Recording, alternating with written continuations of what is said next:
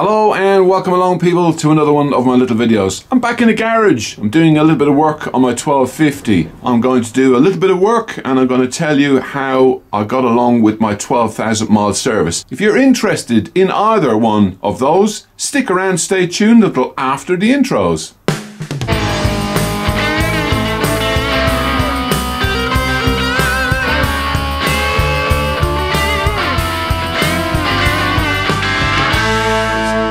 There is an awful lot of myths and rumours flying around about the 12,000 mile service on a 1250 or on a 1200.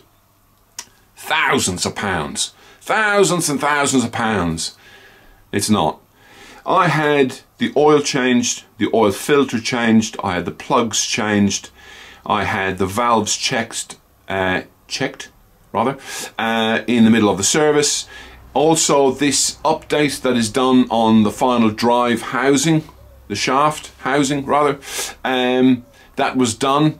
I didn't realise, but they actually check the shaft on the internal part of the housing to make sure it's okay.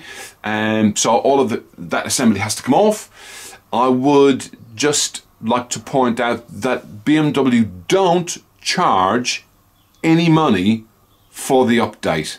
Okay, I have heard on social media that some people have been charged. No, it's not a thing that BMW do. So if your BMW dealership is trying to charge you for an update that BMW Motorrad want to do, it's not a thing. Walk away from them and tell them thanks, but no thanks. So the cost of a 12,000 mile service. There's a lot of rumours running around out there on social media that the 12,000 mile service will cost you an arm and a leg. I have both arms and both legs attached, thanks ever so much. In fact, it was only marginally more expensive than my 7,000 mile service. The cost was £340. All of the relevant checks were done. All of the relevant work was done, no corners were cut. I'm not going to tell you what BMW dealership I went to because there is two in my local area and I'm not going to play one off against the other. I have good relationships with both dealerships and I'm not about to start playing games with either. But I went for the one that, I went for one of them. And they charged me £340 and I had a good experience, so all is well. The only advisory that was given to me throughout the service was that the brake pads on the rear of the bike were down by 65% and they asked if I would like to change them. No, basically. I have a set of brake pads for the back of the bike and I'll keep an eye on that and I shall change them in due course myself here and I might do a video about that. Anyway, what am I going to fit to the bike today is these little doodads. They fit onto the end of the crash bar and effectively they are protection for the protection. To be sure.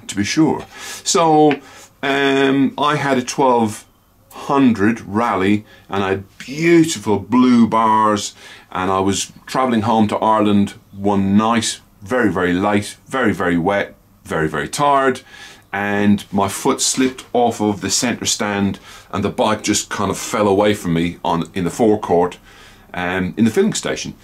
And that beautiful blue powder coat that was on my engine bars got all scuffed up and looked a little bit sad for itself. Anyhow, if I had had a set of these on, that wouldn't have happened. These would have got scuffed, not the bars. Anyway, like I say, protection for the protection.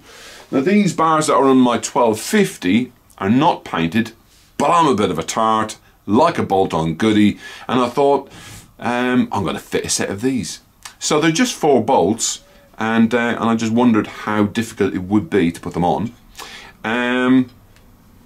Also, you can get these from very, very popular places, something tech, and also other places that have a nip in it. I'm not going to mention names, but you know what I'm saying. You can get them from there, and they cost a lot of money. I got these off of Fleabay, and they came as a pack of 2, and they were £12 delivered. So they feel good quality. They're quite strong plastic, kind of drilled out on the inside. So let's get on to fitting them. So that is the item. They have little brass inserts on the front piece, and there's just a very simple pressed and shaped piece of metal to go on the back. All the holes seem to line up quite nicely. That literally just pushes on like that. I'm going to rotate it round like that so I can put in my bolts. 8 of them. Size 3 Allen key. And I am going to put a little bit of Loctite on the thread. Put it in front of the camera. Like that. Ooh, it's not in focus. So there's not a lot on the thread. And then just simply thread that in. What I would have liked to have seen in the kit is washers to go on here. But I may take them back off and put washers on if I don't feel that they are tight enough. Okay, I hope you can see I have put in 1, 2, 3 of the 4 bolts. I can't get this one in, so I'm going to rotate it back round like that and then put the 4th. And there is enough of a gap to pinch this in on the bar. I was concerned that the screws, well, when they were all the way in, would still allow this to move, hence me wanting to put a washer on the back. But you don't need a washer. There is enough of a gap on the plate to be able to pinch in on the bar and make everything nice and tight. Okay, if these two are now tight on the top and these two have a slight gap between the back plate and the front protection thing, what I was just going to say is you can, if this is positioned correctly, get an Allen key into the head of each one of the bolts and pinch them up. So yeah, fiddly, but I think it's in keeping. It looks kind of OEM, and yeah, it protects the protector. There you have it. Right, I'm going to do exactly the same on the other side, and let's face it, that was not what you would call the most exciting thing in the planet.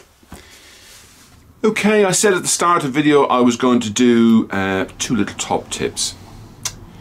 This is my key, and recently I had a information come up on my TFT screen saying the battery in this key was 50% dead.